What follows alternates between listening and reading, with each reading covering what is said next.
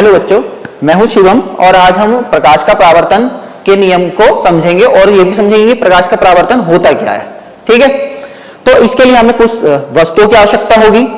ये एक क्लैंप जिस पर हम जो ये हमारा लेजर है जो प्रकाश के स्रोत की तरह काम करेगा, इसको लगाने के लिए, इसको स्थिर रखने के लिए, और ये धूप बत्ती माचिस, ये किस लिए, जिससे कि हम आसपास धुआं क्रिएट कर सकें, जिससे कि लेजर का बीम आएगा वो उसको आसानी से हम देख पाए।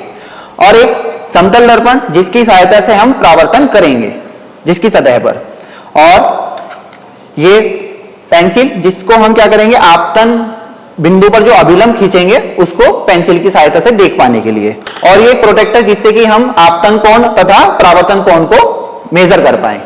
ठीक है, चलिए शुरू करते हैं। सबसे पहले हम क्या करेंगे, धूपबत्ती जलाएंगे जिससे कि थोड़ा धुआं बन सके। ठीक, उसके बाद हम क्या करते हैं, लेजर को क्लैंप पर लगाते हैं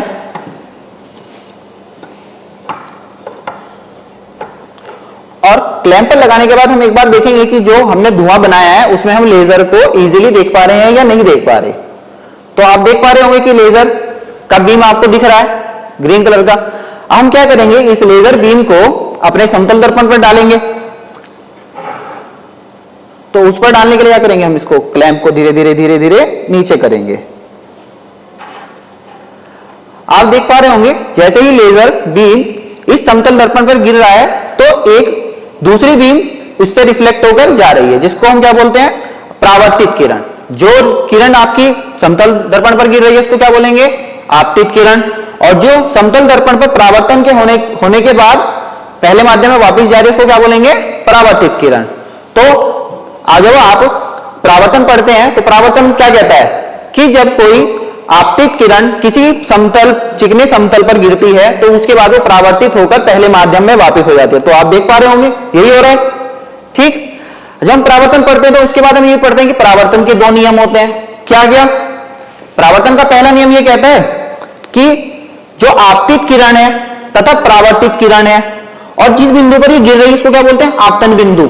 तो आपतन बिंदु पर अभिलंब से दोनों क्या करती हैं, समान कोण अंतरित करती है। यानी कि जो आपतित किरण और अभिलंब के बीच में कोण है ये वाला, इसको बोलते हैं आपतन कोण। ये क्या होगा, जो ये वाला कोण है परावर्तित किरण और अभिलंब के बीच का परावर्तित कोण, परावर्तन कोण, दोनों क्या होंगे, बराबर होंगे। चलो हम इसको देखते हैं एक बार, बराबर है या नहीं।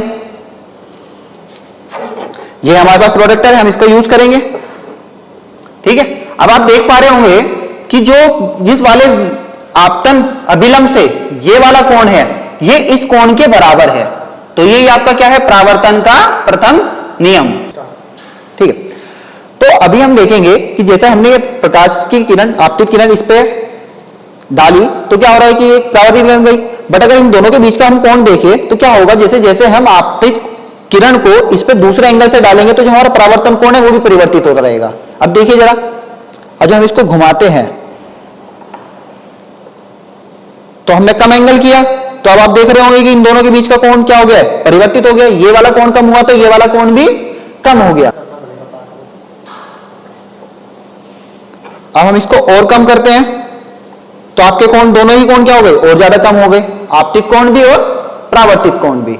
ठीक है, इसी प्रकार जैसे जैसे हम आपतित कोण बदलते हैं उसी तरीके से हमारा परावर्तक कोण भी बदलता जाता है। दूसरा नियम क्या है कि आपतित किरण, परावर्तित किरण तथा अभिलंब, यानी कि आपतन बिंदु पर अभिलंब, तीनों क्या होते हैं, एक ही तल में होते हैं। तो ये आपतित किरण, परावर्तित किरण और ये आपतन बिंदु पर अभिलंब। तो अब हम इस बोर्ड की सहायता से देखते हैं कि तीनों एक ही तल में स्थित हैं या नहीं। तो अब हमने लगाया, तो अब आप देख पा रहे होंगे इजीली कि तीनों ही आपकी आपतित किरण, परावर्तित किरण और ये अभिलंब तीनों एक ही तल में है ना।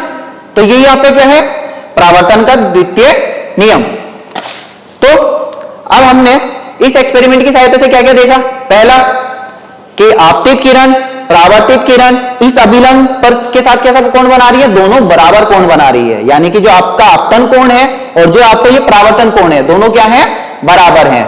और दूसरा, ये तीनों ही एक ही तल में स्थित हैं और इन्हीं दोनों को हम क्या करते हैं, परावर्तन के दो नियम, है ना।